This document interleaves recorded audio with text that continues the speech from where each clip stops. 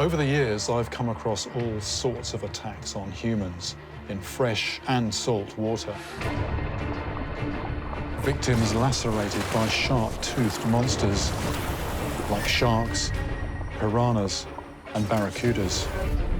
Corpses crushed, suffocated, and drowned by anacondas and crocodiles. Casualties slashed open by serrated sawfish. But this is something very different. A report from Indonesia has really caught my attention. Just a few months ago, a woman on vacation was snorkeling on a coral reef when she was stabbed and killed by an unseen assailant. And the more I look into this case, the more I uncover. Similar incidents have occurred elsewhere in Southeast Asia. Aquatic attacks by a mystery creature. Each time the victim is impaled, left with a deep stab wound, and the end result is serious injury, paralysis, or death. This new case could be my opportunity to identify and find a killer that's stalking the reefs of an entire region. It happened off the coast of Sulawesi, one of the largest of Indonesia's 17,000 islands.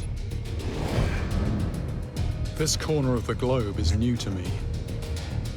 I make a 7,500-mile journey into the heart of equatorial Asia. It would be easy to be taken in by the beauty, but I'm here to find a killer.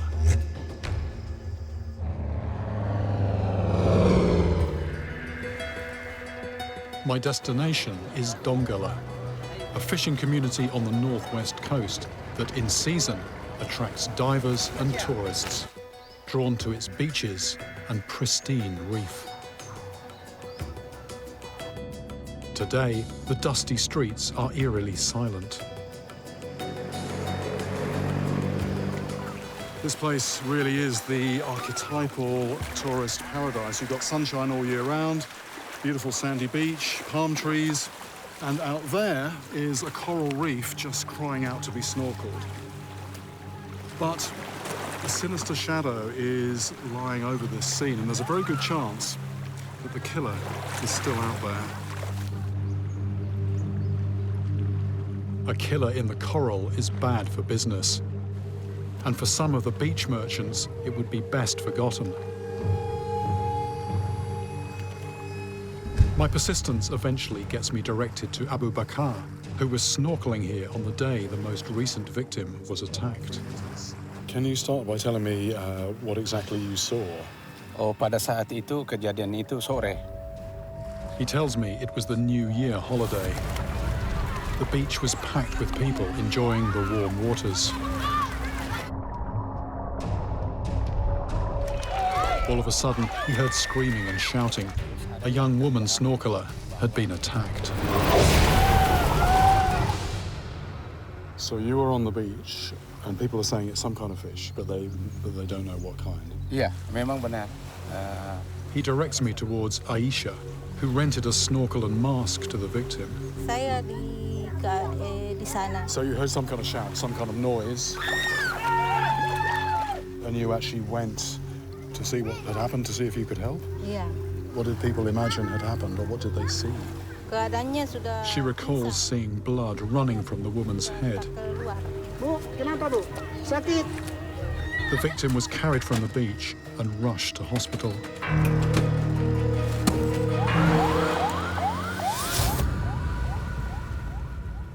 Now, your head is a pretty solid structure. It has to be. The main purpose of the skull is to protect the brain, so most of this is thick bone.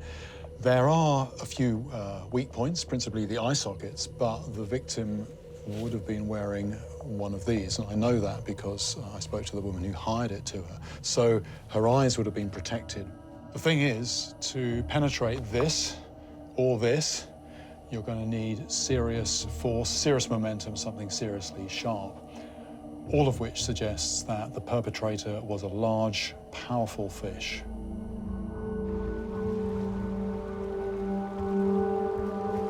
No one I spoke to saw the attacker. I have no idea what potential killers could live in these waters, so close to swimmers. If I just arrived at this place without knowing very much about what happened here, I'd be quite looking forward to getting in and having a snorkel around on top of the coral, but I have to say that I'm not totally relaxed about getting in the water.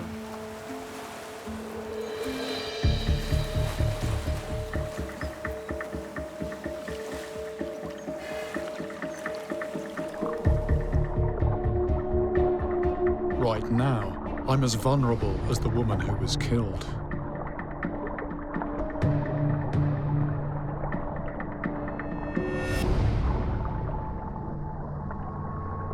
I'm not seeing anything over a few inches long, and none of these fish has the teeth or other weaponry to smash a hole in someone's head.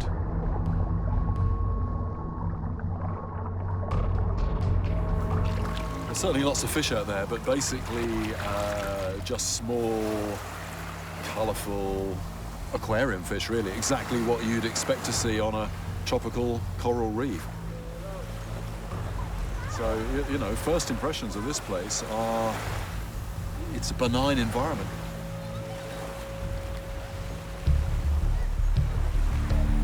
I've drawn a blank underwater, so I decide to head to the port and speak to the people who know these waters best, the local fishermen. They tell me this is not the only attack that's happened in the area. I'm sent to see an old fisherman known as Papa Chuchu. Everybody here tells me you were attacked. Can you tell me how did that happen? Jam 7 sampai jam 10. Naik sudah istirahat di kapal. He was out in a small boat called a sampan, fishing off the reef with just a hand line. Papa Chuchu was pulling up tuna, when all of a sudden, his boat was struck from beneath by a big marlin. So you're fishing for tuna, and this marlin just came from nowhere. The force of the marlin smashed the sampan in half, and worse. As he hit the water, Papa Chuchu realized that he'd been impaled by the fish's spear-like bill.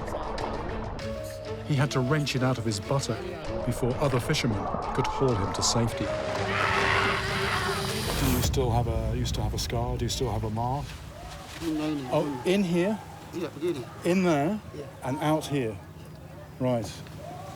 You're obviously very unlucky to be hit by it, but you're lucky to survive. I know a bit about marlin. I've caught a striped marlin before in Mexico, and they can weigh over 400 pounds. Other species can grow to around 4 times that size. Swimming at speeds of up to 50 miles an hour, they are one of the fastest fish in the ocean. With their sword-like bill, they could easily prove deadly in contact with a human. Well, there are definitely marlin in these waters here, as Papa Chuchu knows only too well. And what makes them potentially so dangerous is this. You've got this hard, elongated, pointed bill, and behind that you've got a lot of mass. I mean, some species you're talking up to over 1,000 pounds. So you can have an awful lot of energy concentrated on a fairly small point, and in that situation, if you happen to get in the way of that, that can end very badly. But marlin are predominantly an open water fish. Could they really be a threat to swimmers on a beach? I've heard that one type of marlin can frequent shallow water, but are they here? To find out, I enlist the help of a renowned game fisherman, Mr. Hyong. This is all marlin? He catches prize-winning marlin on nothing but a hand line, and relishes the challenge of this kind of fishing, hand-to-hand combat that takes the rod out of the equation. I've fished marlin before, but that's with rod and reel. What we're doing here is no rods. It's basically a hand line. We've got outriggers to keep the line spread, and we'll have the lures skipping behind the boat. What's going to be interesting is actually getting a fish in on that and a pair of gloves. A hand line transmits a fish's strength in the most direct way possible. There'll be just a thin line between me and a very powerful running fish. If something takes, one of the crucial moments is actually setting the hook.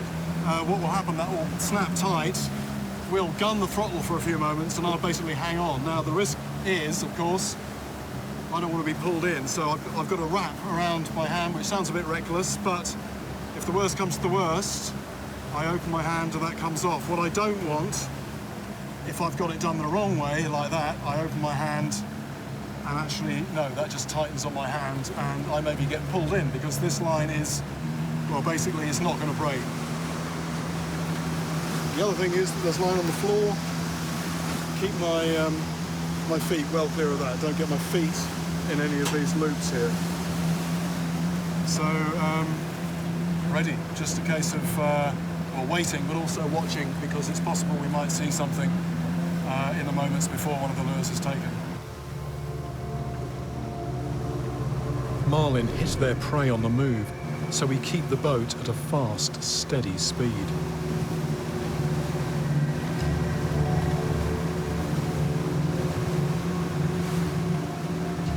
For several hours, there's nothing. In this heat, concentration becomes a challenge. But then... Oh, that was a hit. Yes! Go! No, it's off, it's off. It's off, it's off, it's off, it's off, it's off, look. Yeah, that was the fish, that was the fish, that was a big fish. I don't know what went wrong there, if we didn't accelerate quick enough or what. When I pull the line in, I see the lure has gone. Most likely the knot securing it failed.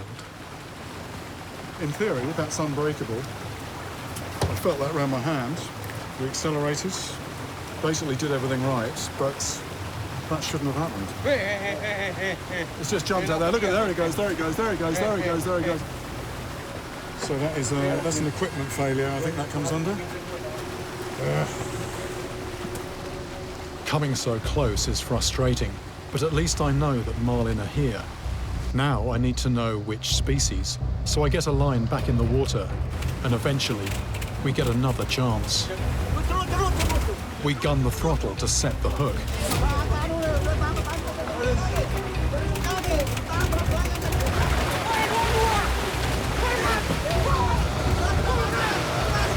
There's just a thin handline and a pair of gloves between me and this monster fish.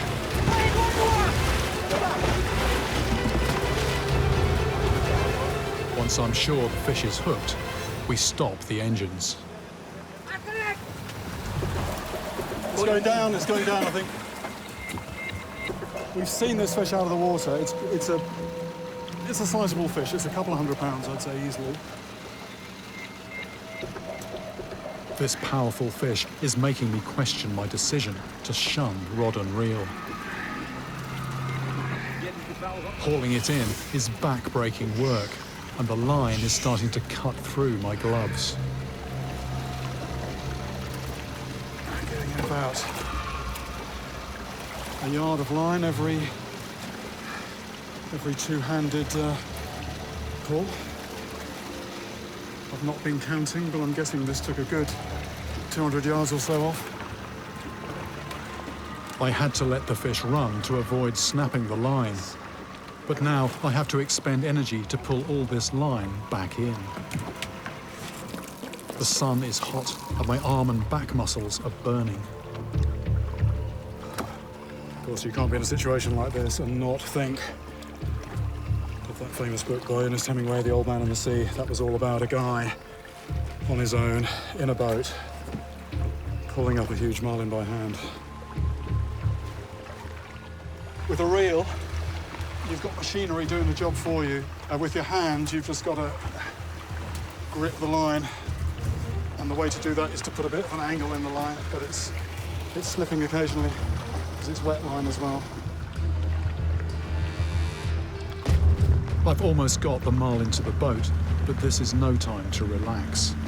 Many fish can be unpredictable to the last, surprising you with a final burst of energy. It's just come off. It's just come off.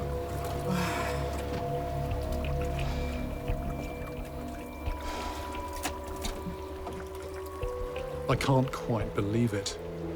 At the very last moment of an epic hour-long battle, the fish has managed to spit the hook. In the book, The Old Man and the Sea, the old man loses his fish. But he loses it after he's caught it. He gets it in. He gets the boat back to port. But on the way back, it's eaten by sharks. And I don't know what's more sad in a way to... I don't know, that fish is still alive, the one that we had on. We did see it, we saw it. But all is not lost, because I got an ID. It looked like a black marlin. The thing with marlin, you do often see them before you get them in, and I saw that thing completely propel itself out of the water 8 or 9 foot long.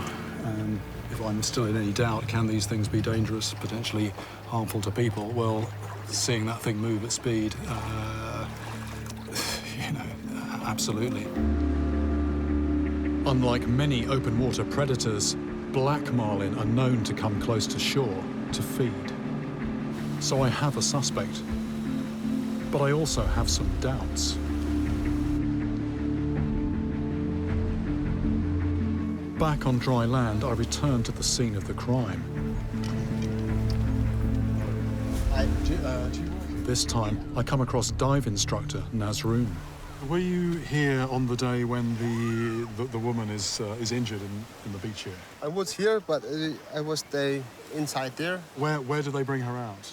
Just behind of a restaurant here. Yeah. The water's it's here. So this yeah. You ever seen marlin here? Yeah, but it's a little bit far away from the beach. But this close now? Yeah, no. So do you think there's any possibility that marlin could cause this? No. The first is too shallow. Yes. And the second is the marlin is too big. So if it was a marlin, the injury would be much bigger. Yeah, it must be the head is more. Yeah. The marlin may have the weaponry, but I can't place it at the scene of the crime. So he's absolutely adamant that it wasn't a marlin. He's never seen a marlin anywhere near this beach. The other thing he said is, you know, even a small marlin is going to cause much more visible damage if it hits you in the head. So that means I'm looking for something else. There's something out there in the shallows as dangerous as a marlin, and I need to find it.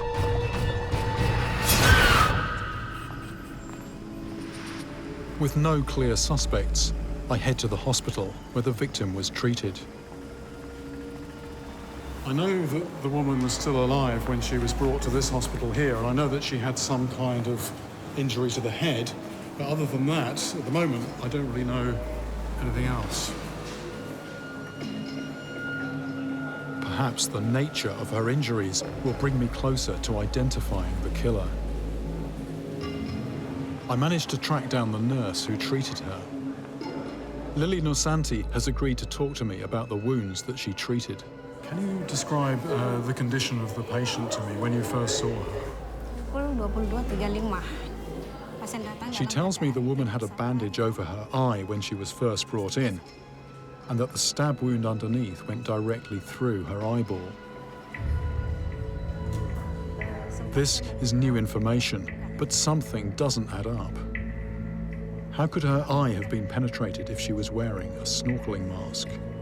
But if she is injured in the eye, I would expect pieces of plastic also to cause injuries. What the nurse now tells me could be a key detail. Just moments before the attack, the woman's husband had called out to her, beckoning her back to the beach.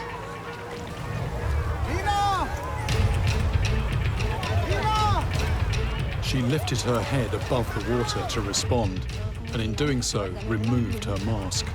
exposing her eyes. That actually really opens things up a lot. It doesn't necessarily mean that it was a large, powerful animal that can fracture the skull that I'm looking for. It could well be something considerably smaller. I may not be looking for a marlin-sized fish after all. The nurse tells me that the physician who treated the woman is here too. So I ask Dr. Andi Fasihi about his initial assessment of the patient. So you say it was just this small wound in the right eye. So there were no other wounds anywhere else? There were no bite marks, for example? No, absolutely not. The fact that it did turn out to be fatal, did you have any idea why, what could have caused it? The first possibility is maybe penetrated the brain, and the second possibility is maybe from the toxin. Right, okay, so it could have just been mechanical damage, but going deeper than just the eye socket? Or you say possibly some toxin? Okay. There was no autopsy, so an exact cause of death was not established. But I know of one venomous possibility that lives in these waters. The stingray. Stingrays are found in both fresh and salt water and are known to bury themselves in sand as camouflage. This makes them a potential menace underfoot on beaches like the one where the attack took place. But they can also attack while swimming, striking with lightning blows if they feel threatened. And swimmers have fallen victim, including, most famously, the TV naturalist Steve Irwin in 2006. Speaking with another resident, Mr. Aching, I soon confirmed that stingrays are indeed a problem on this beach. He recalls a painful memory from when he was a child, playing in the shallows.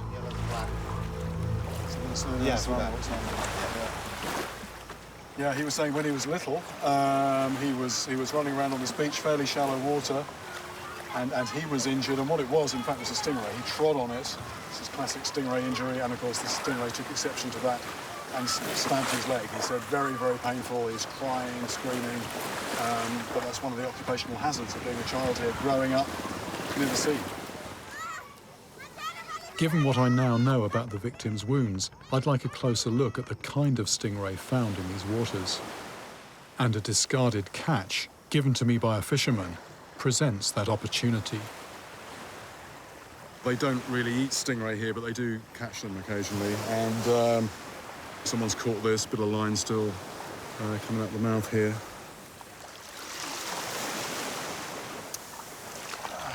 I'm still going to be a little bit careful with this, even though it's dead, because that is still, that spine is still sharp and pointed, and the venom is still going to be active. A lot of stingrays are actually quite drab-coloured, but some are pretty bright, and this one, really pretty, this bright blue all over it. In body plan, it's pretty much generic stingray. It's this flattened disc with the tail behind it, big eyes here, and these holes behind the eyes are, that's where it takes in the water to pass over the gills. If it did what normal fish do, which is take the water in through the mouth, because it's flat to the bottom, it's just going to get a mouthful and therefore, gills full of sand and mud and all sorts of rubbish. So clean water comes in here, passes over the gills, and then passes out the gill slits here. This is the mouth. There are teeth, but they're very small. Not sharp teeth, but quite powerful jaws with sort of crushing pads. As for the actual spine, though, there's actually two. There's one long one and one short one. The main spine there, that is about, it's a good 2 inches long. So in terms of that injury to the snorkeler, I mean, the first thing to say is that with stingrays, normally the injury is to the foot, to the ankle, if you're really unlucky, to the abdomen. For one to strike you in the face, not impossible, but I think that would be very, very unlikely. But in terms of the actual nature and shape of the weapon, I think we are looking at something very, very similar to that. If it was one of these spines that stabbed the woman through the eye, then venom could have been the cause of death. So is the stingray the killer I'm looking for? To further this line of inquiry, I head to Samratulangi University to track down an expert. Professor Jani Kusen is a marine biologist and an authority on aquatic stings. I do have a picture, which is rather shocking, but if you... I show the professor a photograph of the victim's wound that I've been asked not to broadcast. Usually, if with venom, the coloration of the wounds is not like this. It's more purple or more greenish, or maybe more bluish. But this kind of wounds, as far as I know, not by venom part of these stingrays. The appearance of the wound, you're saying, would probably be different. It would be more discoloured because of the venom. Yes. Enzymes contained in stingray venom would kill tissue cells, leading to discoloration. But this wound doesn't show that. So what could have caused it? I'm baffled by this case. The most likely culprits aren't holding up to scrutiny. But reports have reached me of similar attacks on a remote community in the waters off the main island, a place rarely visited by outsiders.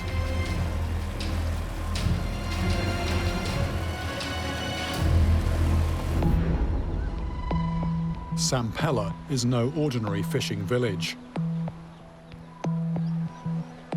It's a stilted city constructed directly over the reef and completely cut off from the mainland. It's home to the Bajau people, commonly known as sea gypsies, who moved here more than 60 years ago after centuries living a hard nomadic existence in wooden boats on the open ocean. Bajau daily life still revolves around the sea. I'm told this spate of bloody attacks in their watery backyard has sent a wave of terror through the community. I meet with local fishermen to hear their stories firsthand. I'm Jeremy. I hear you have a story about a fish that attacked you? This man was out at night in his canoe when all of a sudden a fish leapt from the water and stabbed him in the thigh. So this happened to you at night in Malam? This is significant. I'm talking to someone who actually saw what attacked him. What was the fish that did this? Ikan apa? Sorry. Sorry fish. It's not a name I recognize, but he tells me that it was roughly the length of his forearm. So this kind of size. Other fishermen show me evidence of similar attacks. So where did they hit? Ada bekas ini di sini. And the second time was here. This guy's actually been hit twice, and so what originally sounded like an isolated incident, I'm just talking to people in this village, it's not an uncommon occurrence. And this was nighttime, Malam? Again and again I hear of attacks by these fish. The stabbing sounds similar to that of the snorkeler in Dongala. But she was attacked in the daytime, and these all occurred at night. I'm picking up what feels as if it's significant information. I've got a name. They call this fish ikan sori. It means sorry fish. Now, I don't know what that is, but this is not a fish that bites. It's a fish that stabs, and it does that when it jumps out of the water. They don't sound like big fish, but it appears the injuries they cause can prove fatal. Like the piranha, small can be dangerous. I meet Nuhari, whose brother Halakang was killed by one of these sorry fish. Can you tell me exactly what happened to your brother? Pada waktu dia He tells me his brother was out fishing one night with his cousin. Their boats were side by side, and they had just lit their lanterns when a sorry fish jumped out of the water, hitting Halakang in the ribs and knocking him into the water. His cousin pulled him out and paddled him back to the village, where they looked at the wound. Apparently it wasn't a very big wound. It wasn't bleeding a lot, and he wasn't in a lot of pain. But about an hour after arriving in the village, he died. Did they see how big this was? Was this a big sorry fish? besar ini anunya. He estimates that the fish was around 3 feet in length. Lebih 1 meter. So certain details are different, but otherwise this very much fits a pattern. It was night time, and this fish jumped out of the water and it inflicted a stab wound.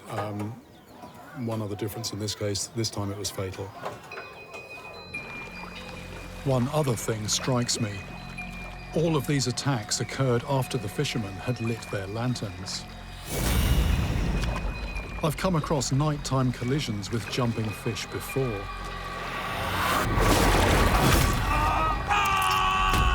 In Nicaragua, tarpon jump when they're spooked by light. Other predators attack baitfish drawn in by the light.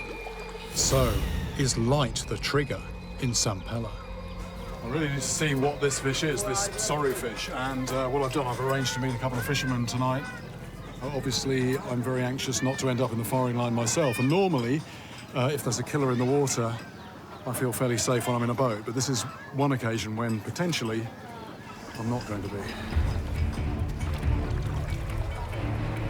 We paddle out into the dark ocean in the Bajao's handmade wooden canoes. These little boats offer minimal protection from the elements or from anything leaping out of the water.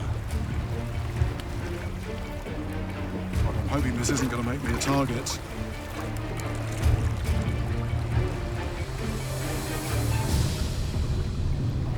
As I pan my flashlight across the surface, I'm hoping to provoke a response from whatever is out there.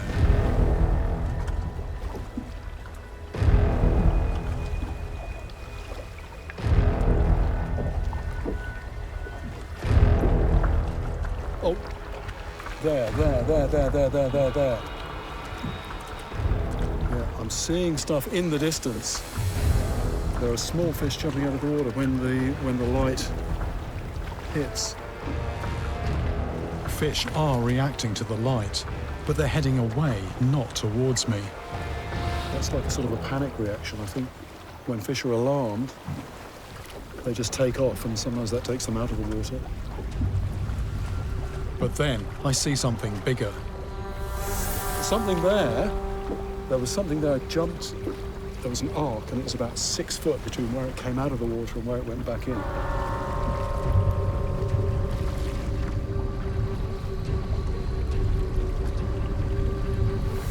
It was a long, slender, leaping fish, and it fits the description of the sorry fish, held responsible for the deadly attacks here. I need a closer look. Nearby, some Bajau fishermen are paying out a long gill net. When the circle is closed, they will spook the fish into it. So that's the net paid out. It's gone out and formed a circle. And up to this point, we've been in stealth mode. But now, this is the moment apparently when they start making a bit of noise, banging the side of the boat, and crucially also lighting the lanterns. And this is when fish could start jumping.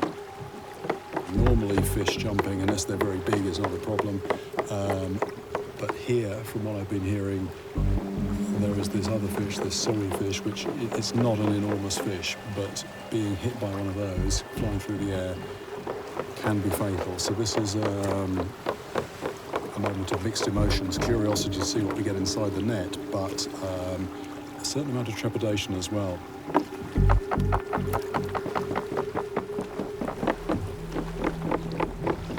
We've got something in the net here.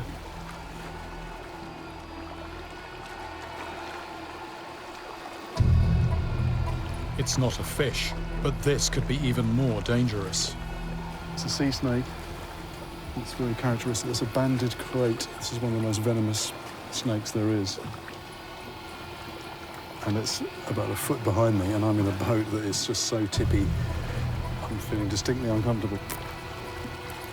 He's tearing the mesh of the net. I think he's going to try and extract it.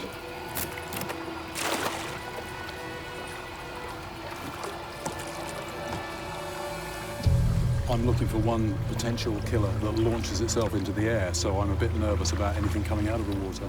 Also, falling in the water at any stage is something you really want to avoid. Having seen what's, one of the things that's in the water, I must say I'm liking this particular situation less and less. That's enough close calls for one night. But I got my first sighting of the fish that appears to be responsible for the deaths and injuries here. And it could be the culprit in the case of the stabbed snorkeler. But I'm left with one nagging question. How does a fish reacting to lantern light at night connect to an attack that happened in broad daylight?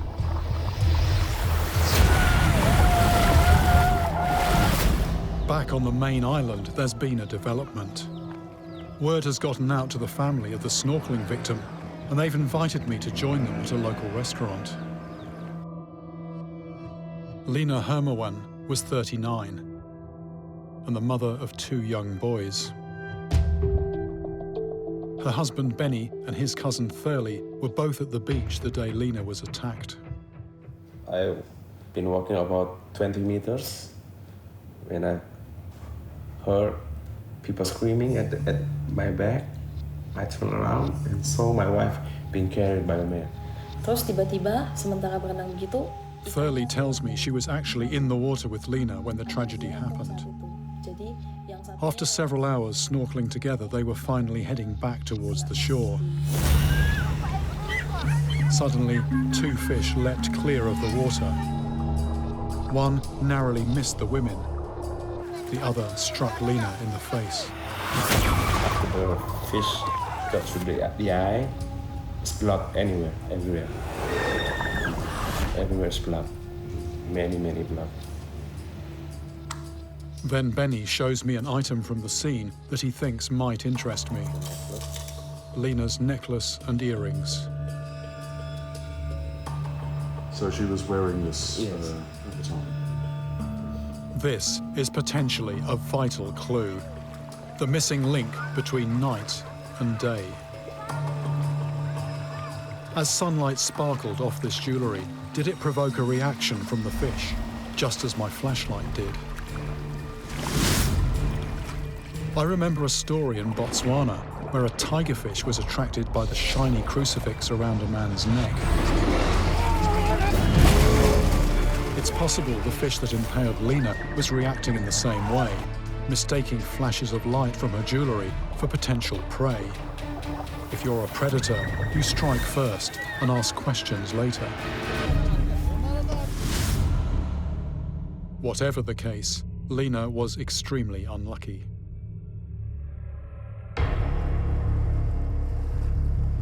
According to her husband, the attack happened at 5 o'clock in the afternoon. Reef fish can be habitual feeders, so I'm returning to the beach at the same time of day to see if I can find this coral killer. Instead of actually fishing in the conventional way, I'm thinking of doing a different kind of hunting. I've seen the sorry fish that the sea gypsies hold responsible for the attacks in Sampella, and I think it could be the culprit here too. To prove that, I first have to place it at the scene of the crime and get a positive ID. At first, all I see are the same innocent-looking fish I witnessed on my previous dive. But then, something else flashes into view. My underwater camera captures a streamlined fish with a dagger-like snout and a mouth full of teeth. This looks like the fish I saw out on the Sampella Reef, the fish the sea gypsies call sori. In the daylight, I can see that it's what I know as a needlefish. And it's clearly at home here, on the reef where the snorkeler was struck.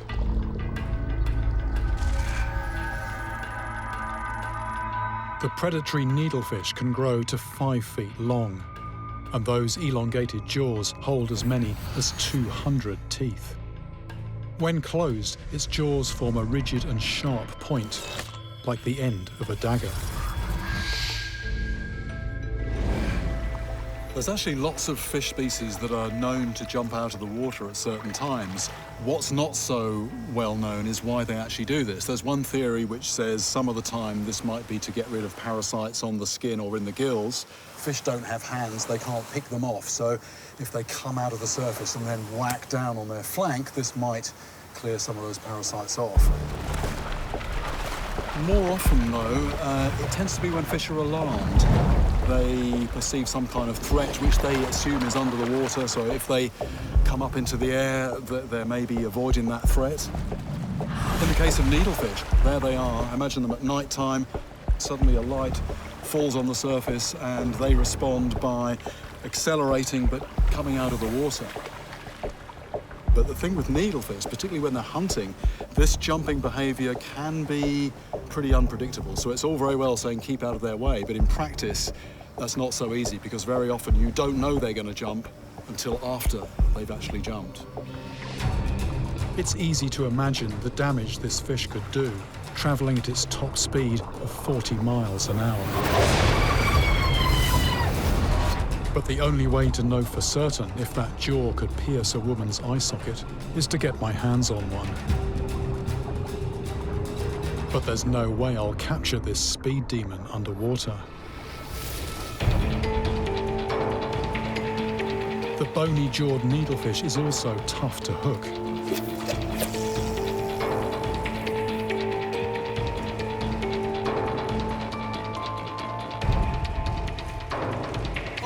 It is, it's a fish.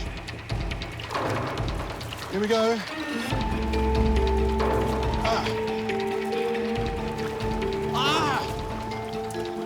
That's off. I think in a way I might have been lucky just to keep it on that long.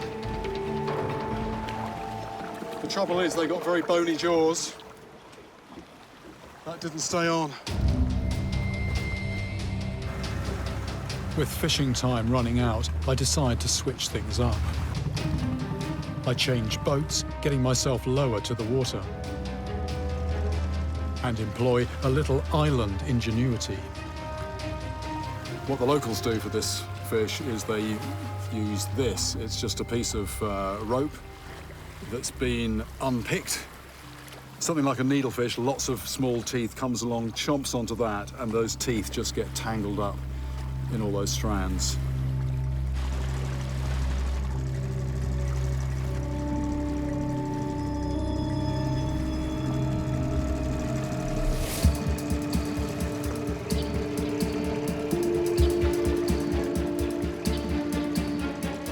Eventually, something strikes. Okay, stop. There's one on here. Taking it very, very gently. It's secured only by a tangle of fibres, so bringing this fish in is a delicate operation. I'm relying purely on tangle, not on hook hold.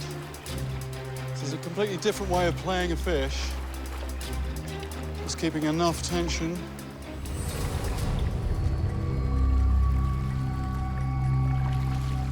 That's a needlefish. I can finally take a good look at this fish's lethal business end.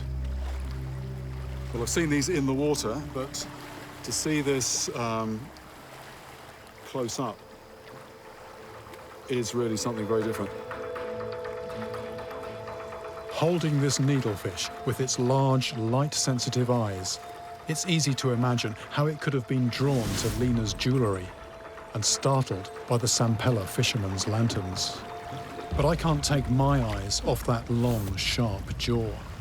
If you're a small fish, then the weapons you have to worry about are those needle-sharp teeth. But if you're a person, like the snorkeler, in the water, then it's not so much those teeth, it's the whole snout that becomes the weapon. And you just have a very, very small point on the end. And even something that size moving at speed through the water, that is almost like a dagger. And there are numerous places in the body where if that went in just a couple of inches, that could be fatal. For me, this case is finally closed. The end of one of my most unusual investigations. Normally, when I'm looking for a fish that can kill a person, I'm looking for something big. But not always. Sometimes small is deadly, and the needlefish is a perfect example of this. As always, this was a case of somebody being in the wrong place at the wrong time and being almost unimaginably unlucky. The chances of the same thing happening to you or me are almost non-existent, so no need to keep away from the beach.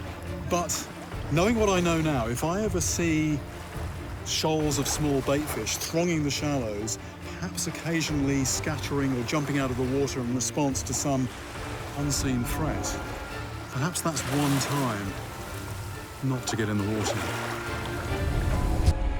I've got some tooth marks. I've got 1, 2, 3. They're quite widely spaced, pointed teeth by the look of it, and one here has actually gone in quite a long way.